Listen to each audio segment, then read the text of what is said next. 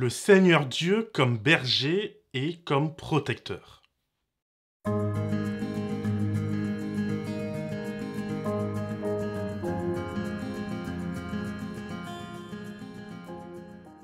Je suis heureux de te retrouver pour la 10e saison de Croître en Christ. Cela fait déjà 10 saisons que nous sommes ensemble et que nous pouvons partager notre amour pour l'étude de la Bible. N'est-ce pas merveilleux ? C'est pour moi vraiment un honneur de savoir que tu me fais confiance et une joie de voir que vous êtes de plus en plus nombreux à suivre ces méditations. J'aimerais surtout remercier Dieu pour ce ministère. Vraiment, à chaque fois que je fatigue et que je me décourage un peu, il est présent pour me réconforter et renouveler mes forces. Mais surtout, il me montre par vos témoignages qu'il suffit d'un petit peu de foi pour commencer à vivre une transformation de vie extraordinaire. Quelle joie de savoir que Dieu est dans notre vie, qu'il veille sur nous et qu'il nous garde. Malgré tout cela, malgré cet amour présent dans notre vie, malgré tout, cette présence, nous vivons en ce moment, pour beaucoup d'entre nous, des moments pénibles. Nous supportons le deuil, la maladie, la tristesse et l'oppression. Nous avons trop souvent le cœur brisé et parfois, nous nous sentons tellement seuls que nous avons l'impression d'avoir été abandonnés. À Gethsémanée, Jésus a ressenti toutes ces choses.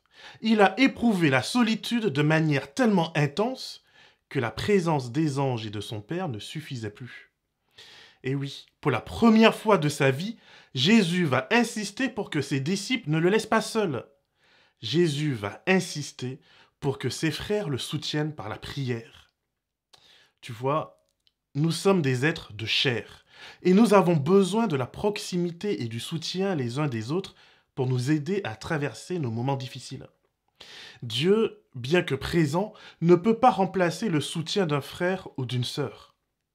Mais même lorsque nos frères et nos sœurs ne nous soutiennent pas, même lorsque l'Église nous tourne le dos, même lorsque le pasteur et les anciens nous accusent, même lorsque, comme Jésus, on se demande pourquoi on a été abandonné, lorsqu'il ne reste plus rien, il reste quand même quelque chose. Et cette chose, dans la Bible, s'appelle l'espoir. Il reste au fond de mon cœur le souvenir de qui est Dieu, de quelle est sa volonté pour chacun d'entre nous. Lorsque, comme un téléphone, nous perdons le signal, il nous faut malgré tout nous souvenir de notre identité, de qui nous sommes, car au bout du tunnel, le signal reviendra et nous retrouverons le contact avec notre Père, notre Dieu et notre Créateur. Cette saison, nous parlerons de cela, de souffrance. Nous parlerons aussi de résilience. Nous verrons comment Dieu reste présent dans nos difficultés et quel espoir il nous offre pour tenir bon. Marcher avec le Christ n'a jamais été annoncé comme une chose facile. Un creuset est un récipient que l'on utilise afin de broyer les substances et pour créer quelque chose de nouveau. Nous sommes, nous aussi, dans un creuset. Nous sommes, nous aussi, parfois broyés et malmenés. Comment faire pour survivre ? Je te propose de commencer à le découvrir en lisant ensemble le psaume 23. Ce psaume est probablement le plus populaire de la Bible. Nous sommes nombreux à l'avoir appris par cœur plus jeunes, voire même, pour certains, parfois à l'âge adulte. Ce psaume résonne en nous car il nous parle d'un Dieu qui agit envers nous comme un berger envers ses brebis. Il prend soin de nous. J'aime beaucoup les psaumes car ils représentent la sincérité d'un cœur croyant face à Dieu. Dans les psaumes, on n'est pas préoccupé par la dogmatique, mais on dit tout à Dieu dans l'intimité de la prière et du chant. Les psaumes parlent de tristesse, de dépression. Des psaumes accusent Dieu de rester silencieux face à la méchanceté des hommes. D'autres parlent de joie et de délivrance. Ils nous rassurent sur le fait que Dieu a toujours le dernier mot et qu'il se fait entendre. Pour finir, quelques-uns expriment une colère et une souffrance telle qu'ils implorent Dieu de leur permettre de se venger de leurs ennemis. À l'exemple de ce psaume 137 qui dit ceci. « Fille de Babylone, la dévastée, heureux qui te rend la pareille, le mal que tu nous as fait. Heureux qui saisit tes enfants et les écrase sur le roc. Au verset 8 et 9. L'image qui est renvoyée ici par ce psaume est d'une extrême violence. Il s'agit de jeter les enfants de Babylone, souvent de jeunes garçons, du haut des murailles afin de les tuer contre les rochers qu'on trouvait souvent au pied de ces murailles, et ainsi exterminer l'avenir de cette nation. À l'époque, pas d'homme égale pas de liberté, et encore moins de conquête. Le psalmiste, qui a écrit ces quelques lignes, est un déporté de Juda. Il a vu Jérusalem être ravagée, le temple pillé et probablement sa famille tuée, violée et réduite à l'esclavage. Je n'ose pas imaginer sa souffrance, sa douleur et son désespoir. Mais pourtant, la chose merveilleuse, c'est que Dieu accueille même ces cris de violence et de désespoir. Le cœur de Dieu peut tout entendre et il peut accueillir nos fardeaux. Le psaume 23 est attribué au roi David. Mais il fut avant cela un berger d'une des plus petites tribus d'Israël. Il dut fuir et errer dans le désert pendant au moins 15 ans parce que Saül, le roi avant lui, cherchait à le tuer. David a donc connu la faim et la soif, la souffrance et le désespoir. Mais surtout, David aurait pu en vouloir à Dieu. Il n'était certes pas grand-chose, mais au moins il était tranquille chez son père. Pourquoi Dieu est-il venu le chercher? Pourquoi Dieu est-il venu lui offrir la royauté si c'est pour ensuite le laisser languir et devenir l'ennemi numéro 1 d'Israël? Pourquoi Dieu ne l'a-t-il pas oint 2 ou 3 jours juste avant la mort de Saül? Sûrement que David aurait pu éviter ainsi bien des tourments. Mais ce n'était pas là le chemin de vie que Dieu avait prévu pour lui. Ces 15 années ont également servi à le former au niveau de son caractère. Il est passé au creuset, il est passé par la pierre à moudre. Et ce n'est que par sa foi en Dieu qu'il en est sorti grandi, qu'il en est sorti vainqueur. N'oublie jamais que la fournaise sans Dieu tue, alors qu'avec Dieu, elle est rendue inopérante. C'est toujours pourtant la même fournaise, c'est le même feu, c'est la même difficulté pour tout le monde. Mais pour celui qui place sa confiance dans le Seigneur, le feu brûle nos liens, le feu brûle nos fardeaux, le feu brûle ce qui nous empêche de grandir, mais le feu ne nous atteint pas. Pour la personne qui n'a pas Dieu dans sa vie, alors oui, le feu consume totalement. Cette histoire des 3 jeunes Hébreux est une belle parabole pour le retour de Jésus. Il ne revient pas détruire uniquement la terre, mais avant tout, il revient pour la purifier. Et cette purification détruira le mal, mais fera ressortir aussi le bien. Voilà le projet de Dieu pour chacun d'entre nous. Et voici comment David le formule dans le psaume 23. Pour un David errant dans le désert, fuyant la colère de Saül pour sauver sa vie, ce début de psaume interpelle. Le Seigneur est mon berger, je ne manque de rien. Ce passage est bien étrange. Il est généralement compris comme une promesse que Dieu nous donnera tout ce que nous désirons, ou au moins tout ce dont nous avons besoin sur terre. Mais que dire alors des personnes qui souffrent de la famine et de la pauvreté extrême, bien qu'elles mettent leur foi en Dieu? Voici donc un autre psaume qui pourrait nous aider à comprendre ce verset. Il s'agit du psaume 73 au verset 25. Qui d'autre ai-je au ciel? En dehors de toi, je ne désire rien sur la terre. Ne manquer de rien, c'est savoir que Dieu est notre essentiel, notre sauveur. Bien que nous puissions souffrir et manquer matériellement, grâce à notre foi, nous avons l'assurance que Dieu est et qu'il reste notre tout. Notre seul désir est en lui et pour lui. Voici comment Paul formule cette réalité dans Éphésiens 4 et au verset 12 et 13. Je sais vivre dans l'humiliation et je sais vivre dans l'abondance. En tout et partout, j'ai appris à être rassasié et à avoir faim, à être dans l'abondance et à être dans la disette. Je puis tout par celui qui me fortifie. Oui, le Seigneur est mon berger, et cette connaissance m'apporte la satisfaction ultime. Plus rien n'a d'importance, car mon berger prendra soin de moi. Même dans le manque, même dans la faim, même dans l'humiliation, je puis tout, et surtout, je peux la foi, car Jésus, mon bon berger, me fortifie. Voici ce qui donne le ton pour le restant de ce psaume. Ce bon berger me fait reposer afin que mon âme puisse être ranimée, que ma vie puisse être restaurée. Avec Dieu, c'est la garantie d'une nouvelle vie et d'un nouvel avenir. Avec Dieu, dans notre vie, on retrouve notre boussole, on retrouve notre direction. Jésus est venu nous montrer le chemin, la vérité et la vie. C'est-à-dire lui-même. Il est notre chemin. Et ce chemin, c'est celui de la justice. Dans la Bible, la justice est un autre mot pour parler de ce qui est bon, de ce qui est bien, de ce qui est porteur de vie. Si Dieu nous menait au mal, à la mort, alors il ne serait pas un Dieu honorable. Il ne mériterait pas d'être respecté et encore moins d'être adoré. Mais c'est parce que Dieu est prêt à se sacrifier pour nous, donner la vie en abondance, que nous pouvons lui faire confiance pleinement. Même dans l'obscurité la plus totale, même dans les ténèbres les plus épaisses, Dieu reste digne de confiance. Il est solide, il marche avec nous et nous pouvons nous reposer en sachant qu'auprès de lui, nous avons un abri sûr et solide.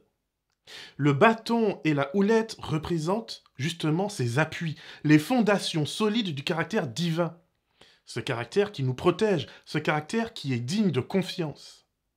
La confiance est vraiment un élément essentiel d'une bonne relation. Sans confiance, on va nulle part. Notre économie, par exemple, est bâtie sur la confiance. Nos familles, nos emplois.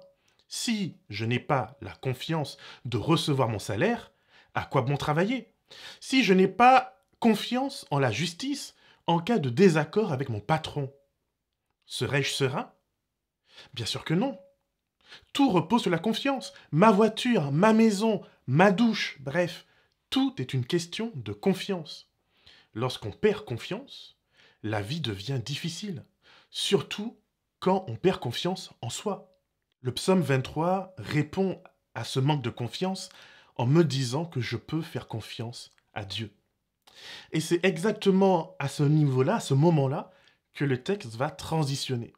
D'un Dieu berger qui m'accompagne, car il sait que j'ai besoin de trouver de verts pâturages pour me régénérer, on passe maintenant à un Dieu qui m'accueille, qui m'héberge. Laisse-moi un moment m'arrêter sur cette notion.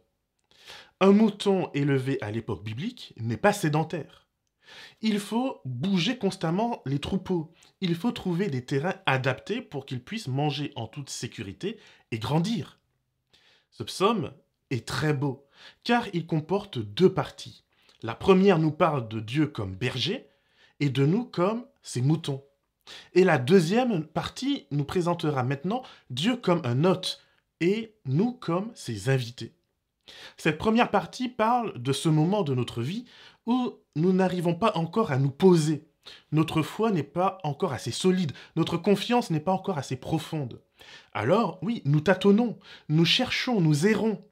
Nous allons même jusqu'à nous égarer sur les sentiers où règne l'ombre de la mort. La maladie, les brigands, les accidents sont là et nous tentent des embuscades. Mais Dieu est présent et il nous délivre. Dieu est présent et il nous pardonne. Dieu est présent et il nous oriente vers les bons sentiers. Dieu met devant nous la justice, l'amour, l'équité. Dieu met devant nous son Fils Jésus et il nous appelle à le suivre. Et c'est souvent dans la vallée de l'ombre de la mort que nous découvrons réellement la bonté de Jésus.